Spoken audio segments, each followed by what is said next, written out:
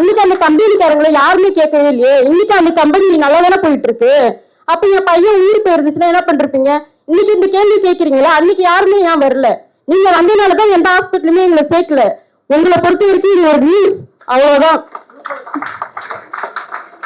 என் பையனை காப்பாத்தி கொடுத்ததுக்கு அம்மாவுக்காக நான்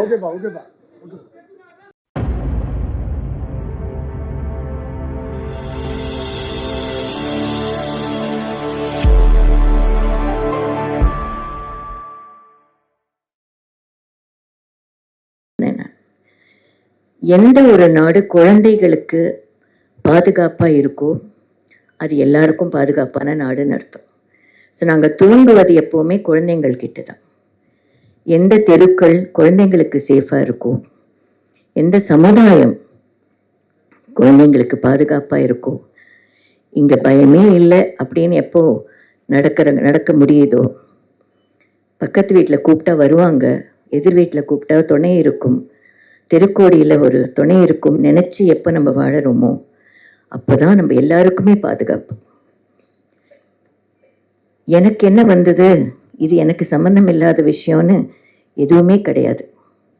இன்னைக்கு நம்ம பாதிக்கிற ஒரு விஷயம் எதிர் வீட்டில் ஒருத்தருக்கு இன்னொரு நாள் பாதிக்கும், பக்கத்து வீட்டில் இன்னொரு நாள் பாதிக்கும். ஸோ ஜனங்க பொதுவாக ஒரு சமுதாயமாக எப்போ ஒற்றுமையாக ஒன்றா சேர்ந்து வேலை செய்யணும். தெருக்கு தெரு நம்ம ஒருத்தருக்கு ஆதரவாக இருக்கணும், ஒருத்தருக்கு ஒருத்தர் தேவை. இப்போ அந்த காலத்தில் விஜிலன்ஸ்ன்னு ஒன்று இருந்தது, ஊர்காவல்னு ஒன்று இருந்தது, எல்லை காவல்னு ஒன்று இருந்தது, வயக்காட்டில் காவல்னு இருந்தது. தீப்பந்தம் எடுத்துட்டு கரண்ட் இல்லாத காலத்தில், அந்த காலத்திலேயே அதெல்லாம் அவ்வளோ அழகாக பண்ணியிருந்தப்போ பாதுகாப்பு அப்படின்றது நம்ம நாட்டில் ரொம்ப பெருசாக இருந்தது. இப்போ நாங்கள் எல்லாருக்கும் நேற்று ஒரு ஷீட் கொடுத்துருந்தேன், அதை வச்சு நான் இப்போது துவங்குறேன். I think it's better to have the podium no Santosh, so that I can stand. உங்களுக்கு இதில் என்னென்ன கஷ்டமாக இருக்கப்பா? எந்த மைக்ப்பா? போடியம்.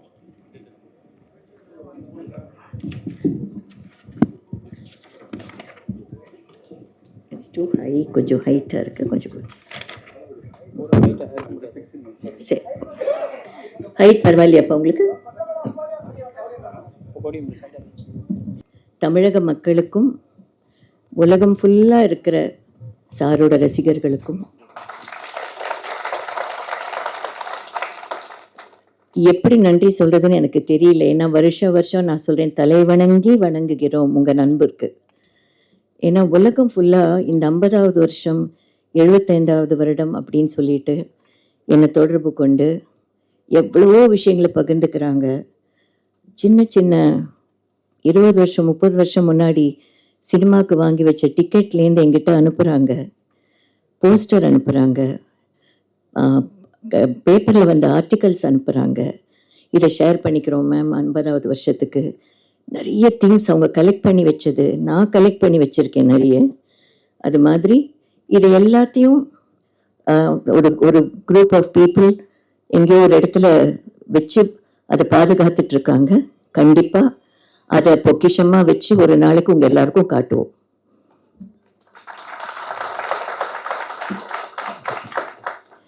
இந்த வாழ்த்துக்களுக்கும் அன்பிற்கும் என்றும் தலைவணங்கி என் குடும்பத்தார் சார்பாகவும் என் சார்பாகவும் இந்த 50வது வருடத்தை அவருக்கு இறைவன் அருளால் அவர் நல்லா இருந்து அவருக்காக நான் ப்ரேயர்ஸ், உங்களோட அன்பு எல்லாத்தையும் மனசில் வச்சு நான் துவங்குகிறேன். அண்மையில் நடந்த சில விஷயங்கள் எங்களை ரொம்ப பாதிச்சுது. இந்த ஸ்ட்ரீட்ஸில் இருக்கிற ஸ்ட்ரீட் டாக்ஸ் அப்படின்னு சொல்கிறோம் இல்லையா, தெரு நாய்கள் அப்படின்னு. முன்னெல்லாம் நாய்கள் ஏதோ ஒரு சின்ன ஒரு 2 தெருவுக்கே ஒரு ஃப்ரெண்டாக ஒரு நாய் சுற்றின்னு இருக்கும், எல்லார் வீட்லையும் கொஞ்சம் சாப்பாடு கொடுப்பாங்க, அது கடைக்கு போகும், பிஸ்கெட் சாப்பிடும், டீ, அப்படி இருந்த நாய்கள் அது ஃப்ரெண்ட்லி டாக்ஸ் அந்த தெருவிலேயே வளர. இப்போ குரூப்பாக தெருகளில் நாய் ஒன்றா சேர்ந்து ஆதரவு இல்லாமல் ஏதோ ஒரு ஆக்ரோஷமாக போக வரவங்களை கடிக்கிறதும், குழந்தைகள் விளையாடுற குழந்தைங்களை போய் கடிச்சு, எனக்கு தெரிஞ்சு எங்கள் பீஸ் ஃபார் சில்ட்ரன் இதில் எனக்கு வந்த கேசஸ் பார்க்கும்போது என் மனசு ரொம்ப ரொம்ப வேதனைப்பட்டுச்சு. ஒரு ட்ரீட்மெண்ட்டே பண்ண முடியாத ஸ்டேஜ்ல எல்லாம் வந்து சொல்றாங்க. இப்போ இதுக்கெல்லாம் தெருவுல பசங்க வேற எங்க விளையாடுவாங்க? பெரிய வீடுகள் இல்லாதவங்க தெருவில் தான் விளையாடுவாங்க. பசங்க எப்பவும் தெருக்கள்ல தான் விளையாடுறாங்க. இப்போ பெரிய வீட்லயே அப்பெல்லாம் தெருவில் தான் வந்து விளையாடுவாங்க. ஸோ பசங்களுக்கு தெருக்கள் பாதுகாப்பாக இருக்க வேண்டும். முதல் வேண்டுகோள் நாங்கள் வைக்கிறதே கவர்மெண்ட், கார்பரேஷன், முனிசிபாலிட்டி எல்லாருக்கும் சேர்ந்து தெருக்கள் பாதுகாப்பாக இருக்கணும். நடக்கிறதுக்கு பாதுகாப்பா இருக்கணும். ஸ்கூலுக்கு போற பசங்க சுத்தமான சுகாதாரமான நடைபாதையில போற மாதிரி இருக்கணும். ஸ்கூல் ஜோன் அப்படின்னு இருக்கிற இடங்கள் எக்ஸ்ட்ரா பாதுகாப்பு இருக்கணும். கார்கள், பைக்குகள் வர்றது, விஜிலன்ஸ், யார் குழந்தைங்களை கவனிக்கிறாங்க பார்க்குறாங்கன்னு தெரியல. ஏன்னா இது மொபைல் காலம். கையில மொபைல் இல்லாத ஆள் யாருமே கிடையாது. யார் எதை எடுக்கிறாங்க, என்ன போட்டோ எடுக்கிறாங்க, எப்படி போறாங்க, எதை ஃபோக்கஸ் பண்றாங்க, எதுவுமே தெரியாத காலமா இருக்கு. அப்படிப்பட்ட காலத்துல நாம் ஒற்றுமையாக இருந்தாதான் விஜிலன்ஸ் அப்படின்னு ஒண்ணு இருக்கும். ஸோ எல்லா அத்தாரிட்டிஸும் சேர்ந்து தெருவுகளில் பாதுகாப்பு அப்படின்றத முக்கியமா நாங்க ஒரு குறிக்கோளா எடுத்துக்கிறோம். அடுத்தது, எனக்கு தெரிஞ்சு நான் பர்சனலா ஒரு குழந்தையோட இன்வால்வ் ஆகி பாண்டிச்சேரியில் நான் போன தடவை சொல்லியிருந்தேன். ஒரு பங்கு கடையில் போய் கூல் ட்ரிங்க் சாப்பிட்ட ஒரு குழந்தை அப்படி மயக்கம் போட்டு விழுந்து அந்த தாய் அந்த குழந்தைய கொண்டு போய் பாண்டிச்சேரியிலையும் வேற ஆஸ்பத்திரிகளையும் காட்டி எந்த ட்ரீட்மெண்ட்டும் பண்ண முடியாமல் நாங்கள் ட்ராக் பண்ணி காரில் சென்னைக்கு கூட்டிகிட்டு வந்து 2 ஆஸ்பத்திரியில் போய் எதுவுமே ஒன்றும் தெரியாமல் கடைசியில் சைல்ட் ட்ரஸ்ட்டுக்கு போயிட்டு அங்கே நான் ஒரு டீம் ஆஃப் டாக்டர்ஸோடு ஒர்க் பண்ணிட்டு இருக்கேன். அங்கே வந்து காட்டி அப்போதான் தெரிஞ்சது அந்த குழந்தைக்கு இன்னும் ட்ரிப்ஸ் கூட கொடுக்கல அப்படின்னு சொல்லிட்டு அந்த வயரெல்லாம் கிளீன் பண்ணி பார்க்கும்போது என்ன அந்த குழந்தைக்கு போச்சு அந்த ட்ரிங்க் மூலியமான யாருக்குமே தெரியல. ஸோ எந்த கடையில் என்ன மாதிரி பொருட்கள் இருக்கு, குழந்தைங்க 10 ரூபாய் கொடுத்து டக்குன்னு வாங்கி சாப்பிட்டுடுறாங்க, ஸ்நாக்ஸ் சாப்பிட்டுடுறாங்க. ஸோ எதில் வந்து கலப்படங்கள் வருது, எதில் வந்து ட்ரக் அபியூஸ் இருக்கு, எதுவுமே தெரியல. அண்ட் ட்ரக் மெனஸ் இப்போ அஃப்கோர்ஸ் ஜாஸ்தியாக இருக்குது. அதாவது நம்ம நினைக்காத இடங்கள்ல எல்லாம் இருக்கு. ஸ்கூல் ஜோன்ல இருக்கு, தெருக்கள்ல இருக்கு, பங்கு கடைகள்ல இருக்கு. ஸோ இதை நீங்க வந்து கண்காணிக்கிறது ரொம்ப கடினமான விஷயம். இருந்தாலும் ஜனங்க பொதுமக்களோட சப்போர்ட்டோட நம்ம கம்யூனிட்டி ஒன்னா சேர்ந்ததுன்னா இதை கண்டிப்பா எங்கேயோ ஓரளவு நம்ம வந்து ஒரு விஜிலன்ஸ் வச்சுக்க முடியும். சேஃப் ஸ்ட்ரீட்ஸ் ஃபார் ஆல், பெண்களுக்காகட்டும், ஸ்னேன் ஸ்நாச்சிங் ஆகட்டும், பெட்ரோலிங்னு அப்போ ஒன்று இருந்துச்சு. நைட் ஆச்சுன்னா பெட்ரோலிங், நைட் பெட்ரோலிங்னு இருந்தது. ஒரு ஜீப் வரும், பைக்ஸ் வரும், அப்புறம் ஃப்ரெண்ட்ஸ் ஆஃப் போலீஸ்ன்னு இருந்தாங்க, அப்படிலாம் இருந்தது. கூர்க்கா இருந்த காலம் இருந்தது. ஒரு வீட்லேருந்தும் ஆளுக்கு ஒரு 100 ரூபாயோ 10 ரூபாய் முடிந்ததை கொடுப்பாங்க. கூர்க்கா ஸ்ட்ரீட்ஸ்லாம் சுற்றிட்டே இருப்பாங்க, தட்டிகிட்டே இருப்பாங்க. ஸோ தெருக்கல்ல ஒரு பாதுகாப்புன்னு ஒன்று இருந்தது. இப்போ நைட் பெட்ரோலிங், டே பெட்ரோலிங் கண்டிப்பாக போலீஸ் வந்து இதுக்கு கவர்மெண்ட் போலீஸ்லாம் சேர்ந்து அந்த முயற்சி எங்கள் வாலண்டியர்ஸ்லாம் ஒர்க் பண்ணிட்டு இருக்கோம். அவங்க சப்போர்ட் இருந்து இது நல்லபடி நடக்கணும்னு நாங்கள் வேண்டிக்கிறோம். சோஷியல் விஜிலன்ஸ், எங்கேயாவது யாருக்காவது ஏதாவது தகவல் தெரிஞ்சா உடனடியாக அத்தாரிட்டிஸ்க்கு அதை தெரிவிக்கணும். இது எனக்கு சம்மந்தம் இல்லைன்னு விட்டுடாதீங்க. ஒரு சின்ன ஒரு விஷயத்தை நீங்கள் சொல்றதுனால எவ்வளவோ உயிர்களை பாதுகாக்க முடியும். இப்போ அண்மையிலே நடந்த ட்ரெயின் இன்சிடென்ட், வேன், ஒரு கதவு திறந்து தான் இருக்கு. அந்த வேன் டிரைவருக்கு நல்லா தெரியுது ட்ரெயின் வருது. அந்த இடத்துல போய் அந்த 2 உயிரை பலி கொடுக்க வேண்டிய அவசியமே கிடையாது. இது என்ன விஜிலன்ஸ் இல்லை, நம்ம கோஆபரேட்டிவா இல்லை. அந்த ஊர்ல ஜனங்க போறாங்க வராங்க, அவங்களுக்கு தெரியாத உண்மை இருக்காது. அதை நம்ம தெரிவிக்கணும். எங்க தெரிவிக்கணுமோ அங்க கரெக்டா தெரிவிக்கணும். அதுக்கு பாரத சேவா வாலண்டியர்ஸ் எல்லா ஊர்லயும் இருக்காங்க. இப்ப அவங்களோட யாரு 38 மாவட்டத்துல எதுக்கு தொடர்பு கொள்ளணும், அதுக்கு எங்களால கொடுக்க வேண்டிய நிவாரணங்கள் என்ன, வழி என்ன, டைரக்ஷன், முதல்ல என்ன செய்யணும் அப்படின்றது தெரியறதுக்கெல்லாம் எங்க வெப்சைட்ல நம்பர்ஸ் கொடுத்துடுவோம். ஒரு மாவட்டத்துல யாரை கான்டாக்ட் பண்றதுன்னு அதை ஃபாலோ பண்ணிக்கலாம். அப்புறம் ஸ்ட்ரீட்ஸ்ல நம்ம பார்க்கும்போது இந்த சிக்னல்ஸ்ல குழந்தைங்களை வச்சுட்டு நிக்கிறாங்க இல்லையா, அது காலங்காலமாக நடந்துட்டு இருக்கு. அந்த குழந்தை அந்த வெயில்லையும் அந்த மழையிலையும் நிற்கிறத பார்க்கும்போது இப்போ எல்லார் வீட்லையும் குழந்தைங்க இருக்காங்க. அதுவும் ஒரு குழந்தை, நம்ம சமுதாயத்தை நம்பி அதுவும் இருக்கு. ஸோ ஷெல்டர்ஸ் வேணும். இனிமேல் ஸ்ட்ரீட் சில்ட்ரன் ஒன்று இருக்கவே கூடாதுங்க. தெருக்கல்ல இருக்கணும்னு இருக்கு. எல்லாருக்கும் ஷெல்டர்ஸ், அது டாக்ஸுக்காக இருந்தாலும் ஷெல்டர்ஸ் வேணும், சில்ட்ரனாக இருந்தாலும் ஷெல்டர்ஸ் இருக்கணும். ஷெல்டர்ஸ் கிரியேட் பண்ணுறதுக்கு என்ஜிஓஸ் நிறைய பேர் வேலை பண்ணிட்டு இருக்காங்க. We need the support of the corporation, municipality and everybody to form shelters in the dogs காட்டும், ஸ்ட்ரீட் சில்ட்ரன் காட்டும். அதே மாதிரி அவங்களுக்கு ஐடி வேணும். எத்தனை குழந்தைங்க தெருவில் இருக்காங்க, அவங்களுக்கு ஐடி இல்லை, ஐடென்டிட்டி கார்டு கிடையாது. இந்த வாரம் 2 குழந்தைங்க, அடுத்த வாரம் 4 பேர் இருப்பாங்க. எங்கேருந்து வராங்க, எப்படி இருக்காங்க, யாருக்குமே தெரியாது. வேற போர்ட்ஸ் தெரியாது. ஏன்னா இதெல்லாம் கவனிக்கிற நேரம் கிடையாது யாருக்கும். அவங்கவுங்க வேலையில பிஸியா ஓடிட்டு இருக்கிற காலத்துல பொது காரியங்களை பத்தி நினைக்கிறதுக்கே எங்க ஆள் கிடையாது. அவ்வளவு ஃபாஸ்ட் உலகமா இருக்கு. பாதி நேரம் மொபைல்ல போயிடுறது, பாதி நேரம் டெலிவிஷன்ல போயிடுறது. இதுல போறதுனால நம்ம தெருவில் என்ன நடக்கிறதுன்ற ஒரு ஜனங்களுக்கு வேணுங்கிற அந்த ஒரு திங்கிங்கே போயிடுச்சு. இப்ப நம்ம எல்லாம் சேர்ந்து ஒரு அவேர்னஸ், ஒரு அலர்ட்னஸ் வந்தாதான் ஊர் பாதுகாப்பு, ஊர் காவல் அப்படின்னு ஒண்ணு வரும். இந்த ஹோம்லெஸ் கிட்ஸுக்கெல்லாம் டாக்குமெண்டேஷன் வேணும். இவங்க தான் இந்த தெருவில் இருக்காங்க, இத்தனை காலமா இருக்காங்க, இவங்களுக்கு ஒரு ஐடி வேணும் அப்படின்றது கண்டிப்பா வேணும். வெதரிட்டு அப்பதான் நான் இன்னொரு விஷயமா நம்ம ரிக்வெஸ்ட் பண்ணி கேட்டிருக்கோம். Even to the child welfare department, ஹைவேஸ்ல போற குழந்தைங்களுக்கு ஐடி இருக்கணும்.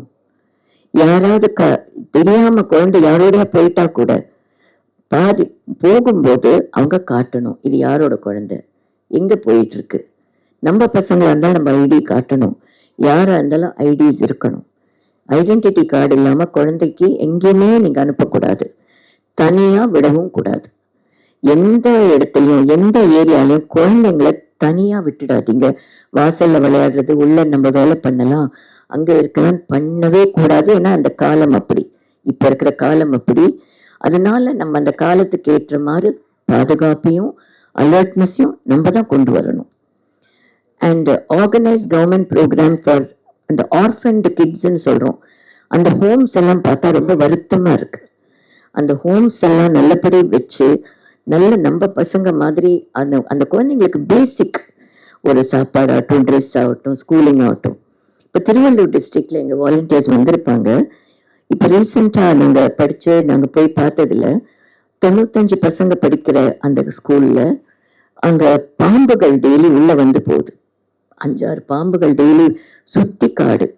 உடனே நாங்கள் வாலண்டியர்ஸ் அனுப்பி அங்கே பாதுகாத்து அந்த பிரின்சிபலை மீட் பண்ணி அங்கே என்ன பண்ணணுன்றதை இப்போ பார்த்துட்ருக்கோம். அது மாதிரி தெரிவிச்சா கூட போதும், இந்த இடத்துல இப்படி இருக்கு, இந்த இடத்துல இப்படி இருக்கு, இந்த இடத்துல இப்படி இருக்குன்னு தெரிவிச்சா கூட நம்ம அடுத்த ஒரு தவறு நடக்காம, ஒரு பாம்பு கடிச்சு ஒரு குழந்தை கஷ்டப்படும் தெரிஞ்சு அந்த மாதிரி ஒரு சிச்சுவேஷனுக்கு வராம முன்கூட்டி முன் அறிவிப்போட நம்ம சில காரியங்களை செய்ய முடியும்.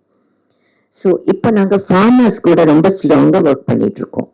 ஃபார்மர்ஸ் அவங்க ப்ரொடியூஸ் டைரக்டா போய் ஜனங்களுக்கு சேரணும், பாதுகாப்பு ஃபார்மர்ஸ்க்கு வேணும். அவங்க வாழ்வாதாரத்தோட பாரத் மார்க்கெட்னு ஒன்று ஸ்டார்ட் பண்ணியிருக்கோம். ஃபார்மர்ஸோட வாழ்வாதாரத்துல ரொம்ப கிளீனா ஒர்க் பண்ணிட்டு இருக்கோம். அதே மாதிரி அன்கல்டிவேட்டட் லேண்ட்ஸ் அது நிறைய இருக்கு. நமக்கு அதை கல்டிவேஷனுக்கு எப்படி கொண்டு வருது, அவங்களுக்கு எப்படி ஒருத்தருக்கு இருக்குன்னு சொன்னா தெரிவிச்சா போறோம். நாங்க அந்த ஃபாரஸ்டேஷன் பண்ணி கொடுத்துறதுக்கு எங்க கிட்ட ஒரு டீம் இருக்கு. ஒரு அஃபாரஸ்டேஷன் சொல்றது டீஃபாரஸ்டேஷன் பண்ணாம அந்த கல்டிவேஷன் பண்ணி அந்த ஃபார்மருக்கே கொடுத்துடலாம். அது எப்படி முன்னுக்கு கொண்டு வருது, எப்படி பண்றதுன்றது செய்யறதுக்கு கூட எங்களுக்கு இருக்கு. வேர் ஹவுசிங் பண்றதுக்கும் இருக்கு. அவங்களுக்கு கொடுக்குற அட்வைஸ், அவங்களுக்கு பண்ற இன்சூரன்ஸ் எல்லாமே ஃபார்மர்ஸோட ரொம்ப ஸ்ட்ராங்கா நாங்க சில கம்பெனிஸோட ஒர்க் பண்ணிட்டு இருக்கோம். அந்த ப்ரோக்ராம் நடந்துட்டு இருக்கு. ப்ளூ கிரீன் நேச்சர் கன்சர்வேஷன் பேரு. அதாவது நீர்நிலைகளும் நிலமும் பாதுகாக்கப்படணும். நீர்நிலைகள்னா பாண்ட்ஸ், ரிவர்ஸ், இதெல்லாம் நம்ம எப்படி அதை திருப்பி ரிவைவ் பண்றதுன்னு என்னோட அருண் கிருஷ்ணமூர்த்தியோட டிஸ்கஸ் பண்ணி ஒர்க் பண்ணிட்டு இருக்கோம். அருண் வந்திருக்காங்களா தெரியல, பட் அவரோட சேர்ந்து இந்த பாண்ட்ஸ் கிளீனிங், ரிவர்ஸ் கிளீனிங், எந்தெந்த நீர்நிலைகளை சுத்தப்படுத்தி மேம்படுத்த முடியும்ன்றத ஒர்க் பண்ணிட்டு இருக்கோம். Health for all age groups. யாருக்கா ஏதாவது ப்ராப்ளம்னா உடனே மெடிக்கல் ஃபெசிலிட்டி எந்த இடத்துல ஒரு 10 நிமிஷத்துக்கு முன்னாடி வந்திருந்தா காப்பாத்தி இருக்கலாம் அப்படின்னு சொல்ற மாதிரி சூழ்நிலைகள் நிறைய இருக்கு. ஸோ நம்ம மெடிக்கல் அசிஸ்டன்ஸ் டிஸ்ட்ரிக்ட்ஸ்ல அந்த டிஸ்ட்ரிக்ட் எப்படி கொண்டு போய் சேர்க்கறது, ஐ கேம்ப்ஸ் எப்படி பண்றது, பிளட் டொனேஷன்ஸ் பிளஸ் நம்ம செய்யக்கூடிய கிளினிக்கல் சப்போர்ட், அதுவும் நாங்க ஒர்க் பண்ணிட்டு இருக்கோம் பாரத சேவா மூலியமா. வாலண்டியர்ஸ் எல்லா மாவட்டத்திலும் கொடுத்துருவாங்க, செடி வேணாலும் கொடுத்துருவாங்க. நீங்க அதை கொண்டு போய் வச்சாலே போதும். அதை பாதுகாத்து உங்க நண்பனாக நினைச்சு சாரா நினைச்சு அதுக்கு ஒரு ஊக்கம் கொடுத்தீங்கன்னா அதை நீங்க வளர்க்கலாம். எங்க வாலண்டியர்ஸ் கிட்டே நீங்க வாங்கிக்கலாம். அதுக்கு நீங்க செலவு பண்ணணும் கூட இல்லை. அவங்களே பிளான்ஸும் கொடுத்துருவாங்க. எங்க ட்ரீ பிளான்டிங் ப்ரோக்ராம் இந்த பூமி ப்ராஜெக்டை சார் பேர்ல நல்லபடி தமிழ்நாட்டுல பண்ணி மழை வளம் பூமி வளம் அதை நல்லபடி கொண்டு வந்து நல்ல பச்சை பசேலின்னு ஒரு நாடாக நம்ம மாற்று முயற்சியில இறங்குவோம். I have said what I wanted to say and education counselling இருக்கு. பேரண்ட்ஸ்க்கு ஏதாவது குழப்பங்கள் இருந்தால் எங்களை தொடர்பு கொள்ளலாம். சைக்கலாஜிக்கல் ப்ராப்ளம்ஸ், குழந்தைங்களோட ப்ராப்ளம்ஸ் தான் வருத்தப்பட வேண்டாம். அதெல்லாம் ஒரு ஃபேஸில் வரக்கூடியது. பட் கண்காணிச்சு அட்டென்ஷன் கொடுங்க. மொபைலோட டைம்க்கு அவங்களோட பேசுங்க. குழந்தைங்களோட நிறைய பேசணும், டைம் ஸ்பெண்ட் பண்ணணும். அதை தயவுசெய்து செய்யுங்கன்ற ஒரு ரிக்வெஸ்ட் வச்சு உங்களுக்கு ஏதாவது கவுன்சிலிங் வேணும்னா எங்களை தொடர்பு கொள்ளலாம், பாரத சேவா தொடர்பு கொள்ளலாம். Thank you. Any questions I am most willing to answer.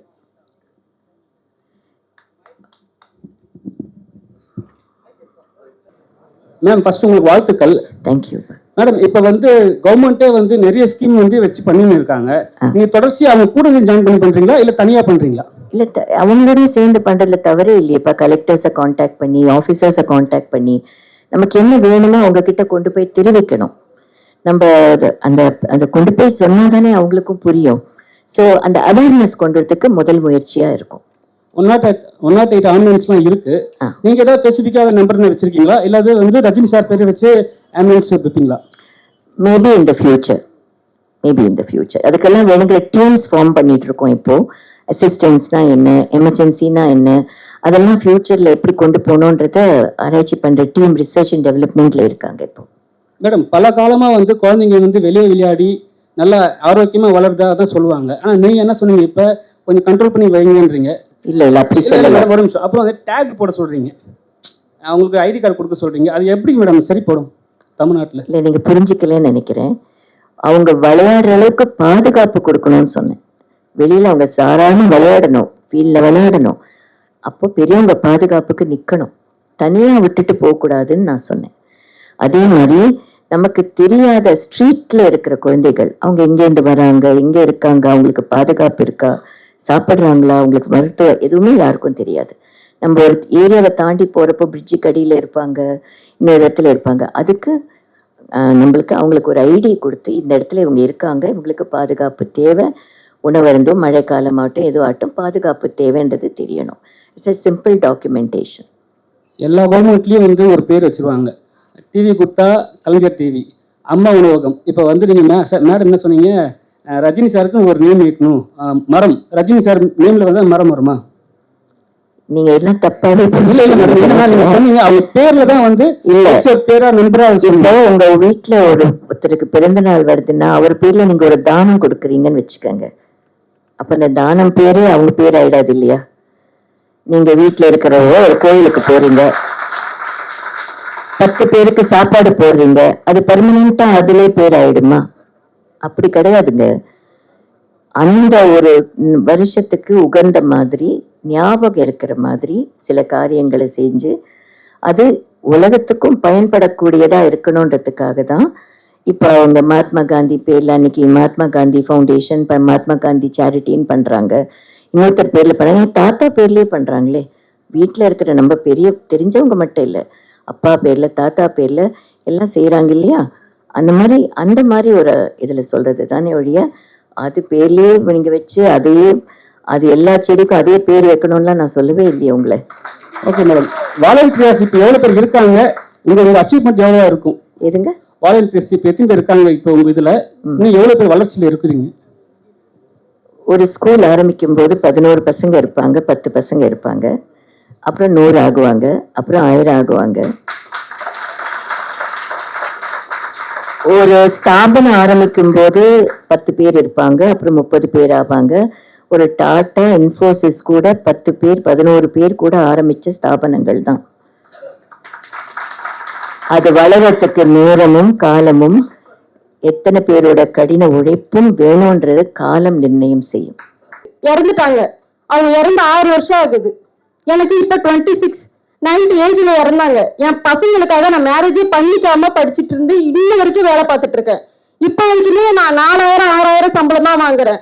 என் பையனை காப்பாத்துறதுக்குமே சரி, என் பையன் ட்ரீட்மெண்ட்டுக்குமே அம்மா இல்லைன்னா என் பையனே எனக்கு கிடையாது. இன்னைக்கு நல்லது பண்ணாங்கன்னு நிக்க வச்சு இந்த மாதிரி கேள்வி கேட்கறீங்களா? அன்னைக்கு அந்த கம்பெனிக்காரங்களை யாருமே கேட்கவே இல்லையே. இன்னைக்கு அந்த கம்பெனி நல்லா தானே போயிட்டு இருக்கு. அப்ப என் பையன் உயிர் போயிருந்துச்சுன்னா என்ன பண்றீங்க? இன்னைக்கு இந்த கேள்வி கேட்கறீங்களா? அன்னைக்கு யாருமே ஏன் வரல? நீங்க வந்ததுனாலதான் எந்த ஹாஸ்பிட்டலுமே எங்களை சேர்க்கல. உங்களை பொறுத்த வரைக்கும் இது ஒரு நியூஸ், அவ்வளவுதான். என் பையனை காப்பாத்தி கொடுத்ததுக்கு அம்மாவுக்காக நான்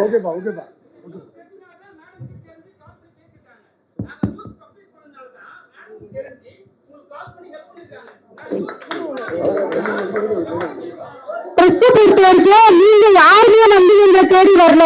நாங்களாதான் வெளியில வந்து கொடுத்தோம். நான் ரோட்ல உட்காந்து அழுதேன். எத்தனை பிரஸ் வந்திருக்காங்கன்னு தெரியுமா உங்களுக்கு? பேச்சால பேச முடியாது சார். நான் நடு ரோட்ல உட்காந்து அழுதேன். எனக்கு தெரியும். ஒவ்வொரு ஹாஸ்பிட்டல்லுமே கிட்டத்தட்ட 8 ஹாஸ்பிட்டல் ஏறி இறங்கியிருக்கேன். ஒரு ஹாஸ்பிட்டல கூட என் பையனுக்கு ட்ரீட்மெண்ட் எடுக்கல. கவர்மெண்ட் ஹாஸ்பிட்டலும் வச்சிருந்தேன், பிரைவேட் ஹாஸ்பிட்டலும் வச்சிருந்தேன். ஒரு ஹாஸ்பிட்டல கூட எங்களை சேர்க்கவும் இல்லை, வெளியில அனுப்பிட்டாங்க. இதே பிரஸ் அன்னைக்கு நினைச்சிருந்தாங்கன்னா லோக்கல்ல என் பையனுக்கு ட்ரீட்மெண்ட் எடுத்திருக்கலாம். யாருமே எடுக்கல. இவனை பொழைக்கவே மாட்டான்னு சொல்லி தூக்கிட்டு போக சொல்லிட்டாங்க. கிட்டத்தட்ட 3 மாசம் 46 நாள் ஐசியூல என் பையன் இருந்தான். சென்னையில Kanchi Kamakoti trust hospital, amount private hospital. அம்மா தான் என் பையனுக்கு பணம் கட்டி இன்னைக்கு என் பையன் நிக்கிறானா அது காரணமே அம்மா தான். கேள்வி ஈஸியா கேட்டல சார். அந்த இடத்துல இருந்து பாருங்க, அப்பதான் தெரியும். ஒவ்வொரு நாளுமே இருந்து படுற கஷ்டம் எனக்கு தான் தெரியும். நான் கொஞ்சம் பேசலாமா? கோபி, நான் கொஞ்சம் இதை சொல்றேன் கரெக்டா. அவங்க பாதிக்கப்பட்டவங்க, ஸோ புரியுதுங்களா? அந்த பாதிக்கப்பட்டவங்க தனியா அவங்க தெருவில் நின்னப்போ அவங்களுக்கு எந்த ஆதரவும் இல்லை. அந்த கோபம், அந்த வருத்தம், தனியா ஒரு தாய் 2 பிள்ளைங்களை வச்சுட்டு பாஸ் பண்ணி போற கார் ஆகட்டும், பஸ் ஆகட்டும், யாரும் நிறுத்தாம எதுவுமே செய்யாம இருந்த அந்த ஆதங்கம் தான் பாரத சேவா சார்பாக நான் அவளுக்கு வந்து ஆறுதலும் சொல்லிட்டு இனிமே அவங்க எங்க பாதுகாப்புல இருப்பாங்க. அந்த குழந்தைங்களும் நாங்க பாரத சேவா எஜுகேஷன்ல படிக்க வச்சு அந்த பசங்களை பெருசாக்குற வரைக்கும் எங்க பொறுப்பு அது. ஸோ இது மாதிரி எங்களுக்கு இந்த நியூஸ் எனக்கு தெரிஞ்சதுனால நான் தான் தேடி கண்டுபிடிச்சேன். இது எனக்கு ஒருத்தர் எந்த இதுலயும் நான் படிக்கல, எனக்கு தெரிவிச்சதுனால இம்மீடியட்டா அங்க நாங்க பாண்டிச்சேரி ஃபோன் பண்ணி கார் எடுத்துட்டு ரவியை போக சொல்லிட்டு எந்த இடத்துல ஹாஸ்பிட்டல் இருக்காங்கன்னு ட்ராக் பண்ணிட்டு தான் அவங்கள கண்டுபிடிச்சோம். தேங்க்யூம்மா, உன்னோட ஃபீலிங்ஸ் புரியுது எனக்கு. அது தேங்க்யூ. நான்